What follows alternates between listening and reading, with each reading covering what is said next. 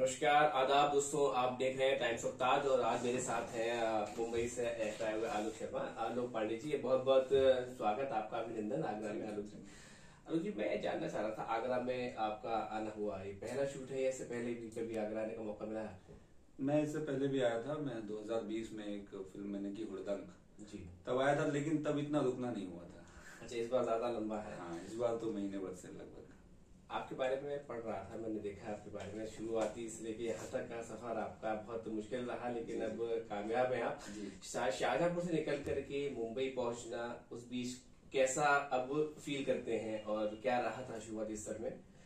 जी, कुछ थोड़ा बताया। सफर अभी तक का बहुत बढ़िया रहा। मैं ये तो नहीं कहूंगा कि कहीं किसी बहुत बड़ी जगह ऐसा मैं पहुंच गया हूँ, लेकिन पीछे मुड़कर जब देखता हूँ कि जिस जगह से मैं चला था, जी, बहुत एक ऐसे छोटे से गांव से जहाँ पर खेत खलिहान और जहाँ पे बचपन, जहाँ पे गिल्ली डंडा खेलते हुए पहिया रोड पे चला रहे हैं अपने भैंस गाय ये सब चलाते हुए, तो वहां से जब फ्लैशबैक में जाता हूँ तो यहाँ तक का जब सफर देखता हूँ तो मेरे हिसाब से बहुत अच्छा रहा। बहुत अच्छा रहा। शुरुआत में काफी दिक्कतें हुई जब मुंबई पहुंचे थे, लेकिन धीरे धीरे वो कहते हैं कि आप आगे बढ़ते जाइए, लोग मिलते गए, कारवां बढ़ता गया और परिवार का भी साथ मिलता गया, तो चीजें फिर बनती चली गई। जी, पहली फिल्म आपने बताया कि प्रेम बंधन पाए, आपको पहली फिल्म आपको मिली थी, वहां से ही आपने यहाँ तक का सफर तय किया, तो क्या कुछ खास चीज उस बारे में बताएंगे? किस तरह मोटिवेट हुए आप सूरज सर के साथ काम करके? क्या रहा, कुछ घटना ऐसी हुई, कोई ऐसा लम्हा आपके पास हो जो आप शेयर करना चाहें, बता सकते हैं?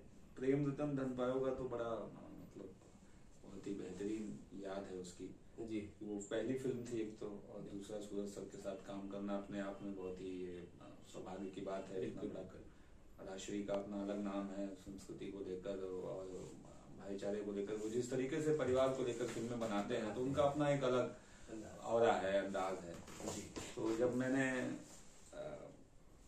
रिलेट कर पाता हूँ कि जिसको मैं डेस्टिनी कहता हूँ, कैसे वहां पे काम करते हुए मैंने उस चीज को पाया। जब पहली बार कॉल आया था तो मैंने मना कर दिया था कि मैं नहीं आ पाऊंगा ऑडिशन के लिए। मैं थिएटर में थोड़ा बिजी था। तो किस तरीके से चीजें आपको खींच के ले जाती हैं जहां आपको ले जाना होता है, जो कुदरत होती है, जो ऊपर वाला होता है, कैसे आपको उस रास्ते पे लेके जाता है। मैंने मना कर दिया था। फिर एक बार कॉल आया अगले दिन की आप आ जा सकते हैं क्या? तो मैं जब पहुंचा वहां पर बहुत लंबी लाइन लगी हुई थी। फिर ऑडिशन के लिए मुझे स्क्रिप्ट मिली, तो स्क्रिप्ट में कुछ एक आध लाइन लिखी हुई थी, ऐसा करना है, बदला लेना है, जाने क्या क्या।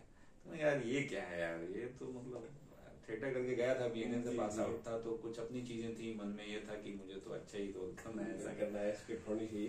हाँ वही। तो फिर जब लेकिन ऑडिशन दिया तो ऑडिशन में कुछ चीजें ऐसी हो गई कि उन्होंने मुझे ऑडिशन में स्क्रिप्ट कहा कि आप हटा दीजिए, साइड कर दीजिए, आप कुछ अपना करके और जब अपना उन्होंने बोल दिया तो फिर मुझे उन्होंने स्पेस दे दिया, कॉन्फिडेंस बढ़ गया।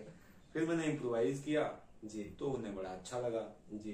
फिर उन्होंने कहा कि आप अपनी भाषा में कुछ करिए, शाहजहांपुर स्टाइल में या फिर जो भी है। तो मैंने उसको किया, तो करके मैं चला आया, मैं भूल गया जी। फिर मेरे पास फोन आया करीब 4-5 दिन बाद कि सूरज सर को ऑडिशन आपका बहुत अच्छा लगा जी, वो आपसे मिलना चाहते हैं। बिल्कुल। तो मैंने कहा ये क्या हो गया, ऐसा तो मैंने सोचा नहीं था, मैं तो मना कर रहा था, जाने ही नहीं वाला था। तो सर ऐसे करते करते चीजें आगे बढ़ी। फिर सूरज सर ने बुलाया पर्सनल मुलाकात की, बोला ऑडिशन आपका बहुत अच्छा लगा, जो कैरेक्टर आपने दिया था हम उसके लिए नहीं, हम कोई दूसरा रोल आपको देना चाहते हैं, जो अच्छा रोल है उससे जी। फिर उन्होंने मुझे अकेले में मतलब मुझसे कहा कि आलोक मैं तुम्हारी रेंज देखना चाहता हूँ। मुझे आज भी ये उनकी लाइन याद है। मैं बहुत नर्वस था, मैंने कहा सर तो बताइए आप मैं क्या कर सकता हूँ। उस समय तो मुझे कुछ समझ नहीं आ रहा था, मतलब कुछ गाँव का कुछ एक आप कोई सिचुएशन कोई भी प्ले कर सकते हो। तो मैंने ऐसे ही एक वो प्ले की। फिर मैंने एक प्ले का जो अपना एक स्पीच था लोपाखेल करके, वो स्पीच उनके सामने की जी। तो उनको बहुत अच्छा लगा, पूरी स्पीच वगैरह उन्होंने देखी। फिर पूरी टीम को बुलाया, फिर मेरी मुलाकात करवाई, इस तरीके से वो रोल मुझे मिला। और फिर उसके बाद ट्विस्ट वहां पे आया जब उन्होंने कहा कि आलोक ऐसा है, आपका पहले सीन जो है सलमान भाई के साथ अब मेरा गला जो है सूख गया सर। सलमान भाई के साथ सीन है, और पहला था, पहला ही सीन था। मैं जो ईमानदारी थी वो नर्वस हो गया मैंने। मीटिंग हुई, मैंने सर को बोल दिया कि मैं सर नर्वस मुझे महसूस हो रहा है, सर थोड़ा उससे पहले वर्कशॉप वगैरह कुछ करा दीजिएगा, मुलाकात। बोला टेंशन मत लो, हो जाएगा। तो उन्होंने एक लाइन बोली थी, आज भी मुझे याद है कि हेलो, सलमान भी ऐसे ही आया था, आज वो देखो कहाँ है, हो जाएगा, परेशान मत हो। तो मैं कई दिन टेंशन में था, मैंने कहा नहीं, मैंने बोल दिया मुझे फिल्म से निकाल दिया जाए या फिर रोल छूट जाए जी, ऐसा नहीं बोला, गलती हो गई। तो उसके बाद हाँ 10-15 दिन बाद सारी चीजें फाइनल हो गई जी, और शूट कर लिया। तो मैंने कहा चलो सब ठीक रहा, तो वो बड़ा बेहतरीन अनुभव था। और वहाँ से ऐसा चला आगे तक चले और अब तक साबित हो रहा है आपके लिए।